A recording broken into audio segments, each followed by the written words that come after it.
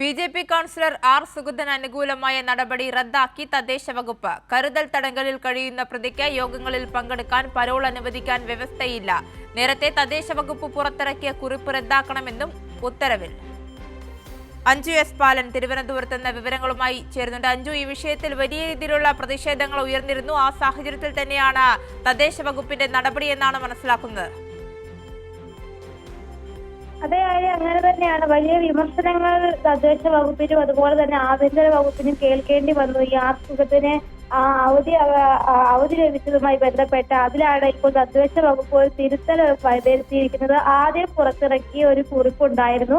ആ കുറിപ്പ് ഇപ്പോൾ റദ്ദാക്കിയിരിക്കുകയാണ്. പുതിയ അണ്ടർ സെക്രട്ടറി വന്നതിന് ശേഷമാണ് പുതിയ കുറിപ്പ് തയ്യാറാക്കിയിരിക്കുന്നത്. ലിസി സൂസൻ ജോൺ ആണ് പുതിയ അണ്ടർ സെക്രട്ടറി തദ്ദേശ വകുപ്പിൽ നിയമിച്ചിരിക്കുന്നത്. ഇവർ പുറത്തിറക്കിയ കുറിപ്പിൽ പ്രധാനമായും പറയുന്നത് ഇത്തരത്തിൽ കരുതൽ തടങ്കലിൽ കഴിയുന്ന ഒരാൾക്ക് പരോൾ അനുവദിക്കാൻ കഴിയില്ല. അതുകൊണ്ട് തന്നെ ഇയാളുടെ ഈ പരോൾ അപേക്ഷ നിരസിക്കുന്നു എന്ന കാര്യമാണ് ഇതിൽ പ്രധാനമായിട്ടും പറയുന്നത്. അതുകൊണ്ട് തന്നെ കൗൺസിൽ യോഗത്തിൽ പങ്കെടുക്കാനോ അതിൽ എസ്കോർട്ട് നൽകാനോ ഒന്നും കഴിയത്തില്ല എന്നുള്ള കാര്യം തദ്ദേശ വകുപ്പ് അറിയിക്കുന്നുണ്ട്. അതിൽ ഒരു വരി കൂടി തദ്ദേശ വകുപ്പ് കൂട്ടിച്ചേർക്കെന്ന് പറഞ്ഞാൽ നേരത്തെ, അതായത് 18/7 ജൂലൈ മാസം 18-ാം തീയതി തദ്ദേശ വകുപ്പിൽ നിന്നൊരു കത്ത് ആഭ്യന്തര വകുപ്പിന് നൽകിയിരുന്നു. ഈ കത്ത് റദ്ദാക്കുന്നു എന്നുള്ള കാര്യം കൂടി ഈ പുതിയതായിട്ട് പുറത്തിറക്കിയ തദ്ദേശ വകുപ്പ് പുതുതായിട്ട് പുറത്തിറക്കിയ കത്തിൽ വ്യക്തമാക്കുന്നുണ്ട്. ഇതോടുകൂടി തന്നെ സുഗതന്റെ അവധി അപേക്ഷയുമായി ബന്ധപ്പെട്ട് വലിയ രീതിയിലുള്ള സമ്മർദ്ദം ബി.ജെ.പിയിൽ ഉണ്ടാകുമെന്നുള്ള കാര്യം ഉറപ്പാണ്. കാരണം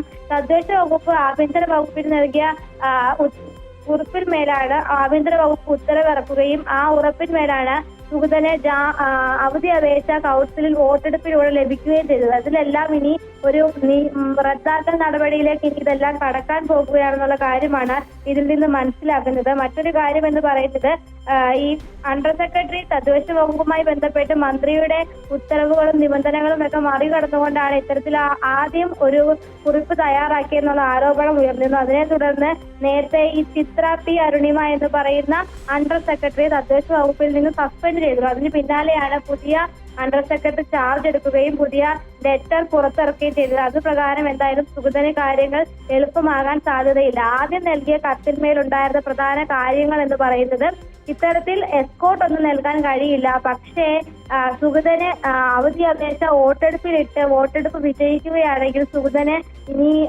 കൗൺസിൽ അംഗത്വം സംരക്ഷിക്കാൻ കഴിയുമെന്ന കാര്യമായിരുന്നു ആദ്യം പുറത്തിറക്കിയ കുറിപ്പിന്മേലുണ്ടായിരുന്നത്.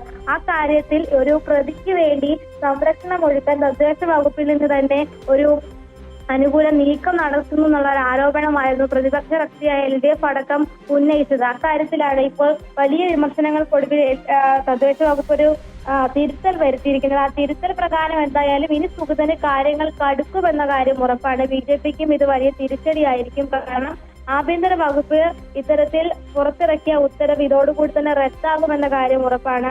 ഇനി മുന്നോട്ടുള്ള കാര്യങ്ങളിലെ വ്യവസ്ഥകൾ എന്തൊക്കെയാണെന്നുള്ള കാര്യത്തിലാണ് വലിയ ഉദ്യോഗമായ കാര്യങ്ങൾ ഇരിക്കുന്നത്. എന്തായാലും ആദ്യം തദ്ദേശ വകുപ്പ് പുറത്തിറക്കിയ കുറിപ്പ് ഇപ്പോൾ റദ്ദാക്കി പുതിയ ഉത്തരവ് ഇറക്കിയിരിക്കുന്നു. അതിൽ പൂർണ്ണമായും സുഗതനെ തള്ളുന്ന ഒരു പ്രസ്താവനയാണ് ഉള്ളത്. ആര്യ, ശരി. അഞ്ജു എസ് പാലനാണ് വിവരങ്ങൾ നൽകിയത്.